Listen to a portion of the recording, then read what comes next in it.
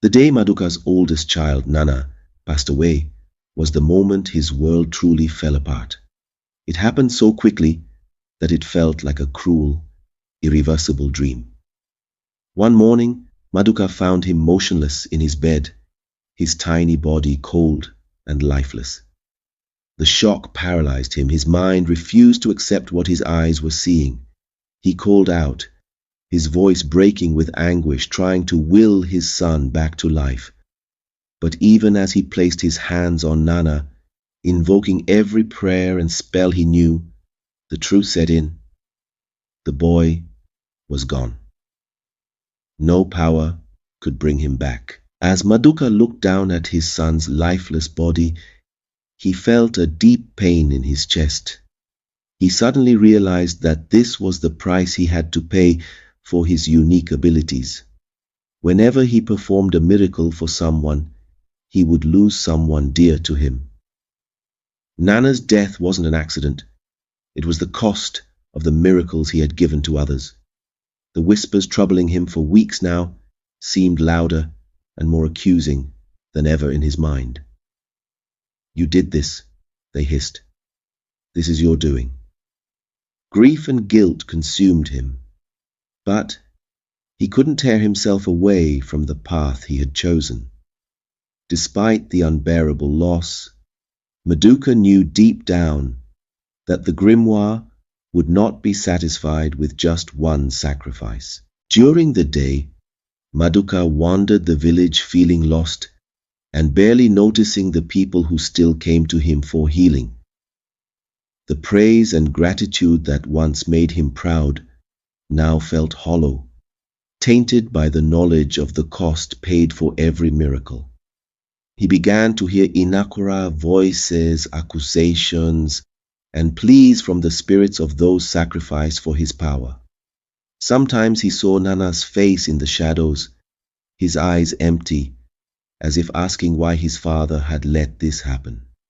The weight of guilt, combined with the haunting presence of the grimoire, was slowly driving him to madness. While Maduka was sleeping one night, he found himself in a strange, otherworldly place. The landscape looked familiar but distorted, with towering trees and red earth from his village. Still, everything was bathed in an unnatural glow. The air smelled of incense, and a heavy mist curled around his feet. As he walked through this dream world, he was drawn by a force he couldn't name. Soon, he came upon a circle of figures, his ancestors. They stood in silence, but their presence spoke volumes. Maduka's heart pounded as he approached them, feeling the shame of their judgment. One man stepped forward, recognized as his great-grandfather, a healer known for his stories passed down for generations. "You have taken a dangerous path," his great-grandfather said, "and now the spirits of the land suffer because of your ambition." The other ancestors agreed quietly. "You are not the first to be captivated by the grimoire," another ancestor warned, "and may not be the last." They talked about Odu, the mystical person who first agreed with Ekwensu, and how his greed had ruined his family, just as it was now endangering Maduka's. They advised him to give up the cursed power and end the agreement before it destroyed him and everyone he cared about. But even as they talked, Maduka could sense the grimoire calling to him, its dark whispers in the background, pulling him back into its hold. Maduka, desperate to save his daughter, once again used the grimoire. The villagers suggested he use his powers to heal her, but he knew the book demanded something in return. Despite this, he performed the ritual and healed his daughter. However, he knew that someone close to him would soon have to pay the ultimate price, as the grimoire demanded blood. and that demand could not be denied. Maduka's daughter had been spared, and he knew that the blood price for her life would soon be collected. He could feel the grimoire's presence growing more robust, its whispers more insistent, as if he knew he was nearing a breaking point. He could not ignore the truth anymore. Every life he saved had a cost, and he had to bear the debt. At night, he had nightmares of death. His ancestors looked sorrowful, and Ekwensu laughed mockingly, reveling in his torment. Maduka's clear path had turned into a web of fear and desperation. Maduka decided to stop using the grimoire to protect his loved ones despite losing his status and wealth. The villagers, unaware of his power's dark cost, continued seeking his healing. Still, he turned them away, feeling guilty and fearful. His refusal to perform miracles shocked the community, and rumors began to spread. The village was filled with rumors about the healer's inability to cure, and a curse that had affected him. He was no longer trusted, and even the people he had once helped turned against him. Maduka had come to a point where he could no longer ignore the severe consequences of his agreement. However, breaking free from its control would be much more complicated than he had expected. Maduka's refusal to perform miracles caused suspicion and doubt in the village. Whispers spread, some claiming he had lost his powers, others mentioning dark forces. Maduka isolated himself, unable to bear the weight of their stares or the guilt gnawing at his soul. Every night, the grimoire called to him, its presence lurking beneath the surface. Maduka sought out the village's spiritual elder, known for his deep connection to the ancestors and the gods, to seek help in escaping a curse. The elder listened silently and warned Maduka about his dangerous deal with the grimoire. The elder performed a cleansing ritual, but the grimoire's hold on Maduka was too strong. The shadows thickened around them, whispering threats and promises of doom. Maduka realized there was no escape. The spirit of the grimoire had taken root deep within his soul. After a failed ritual, Maduka felt very sad. He realized he couldn't escape the curse of the grimoire. He became distraught, alone, and confused. He couldn't trust anyone or anything around him. He couldn't remember his loved ones' faces correctly. He heard voices saying things that were only partly true.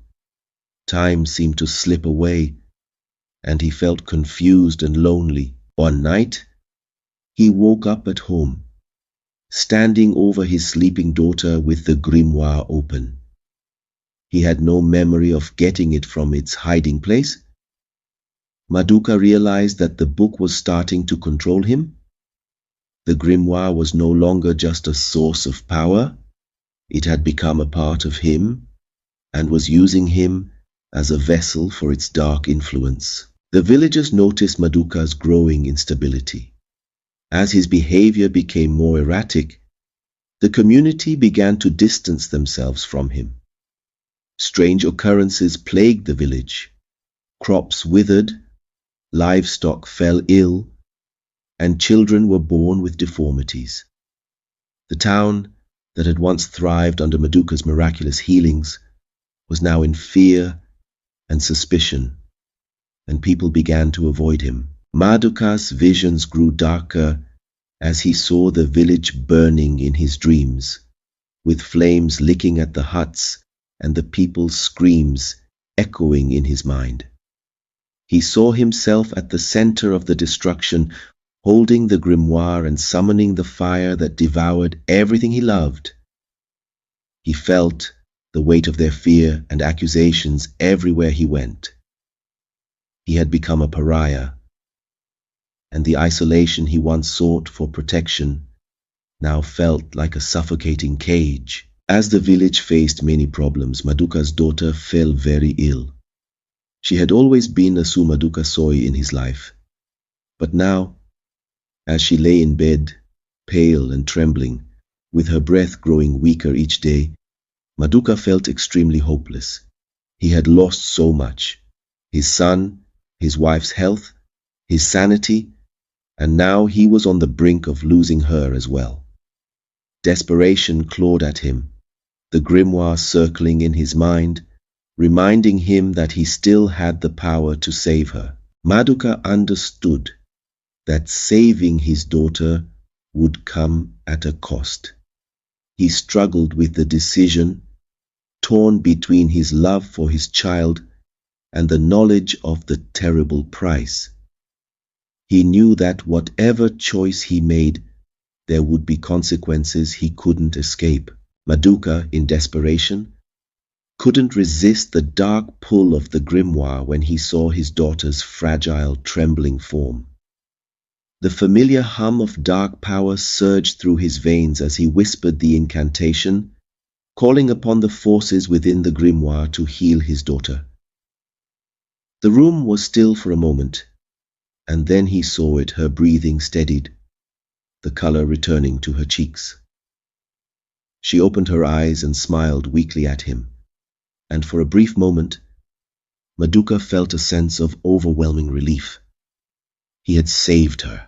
After his daughter recovered, Maduka felt a sudden, sharp pain in his chest. He thought the price might be his life, but Ekwensu had other plans. When the pain eased, Maduka realized that saving his daughter meant losing everything else important to him. He understood his decision would devastate his family, village, and himself. The days following the final miracle were filled with an eerie stillness.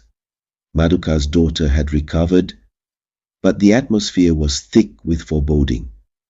Once enamored by his miracles, the villagers began to turn against him. Fear and suspicion gripped their hearts, and whispers of witchcraft and dark pacts echoed in the streets. They blamed Maduka for the curse that had befallen them. Maduka had trouble sleeping.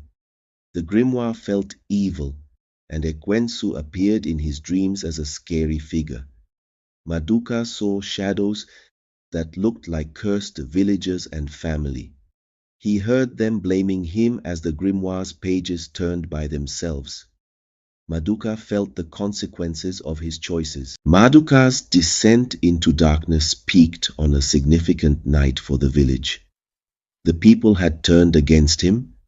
They stormed his home, their eyes filled with anger, their shouts echoing through the night. Maduka, haunted by constant visions and tormented by the grimoire, could barely understand their words. He was a broken man, his mind consumed by the darkness he had unleashed.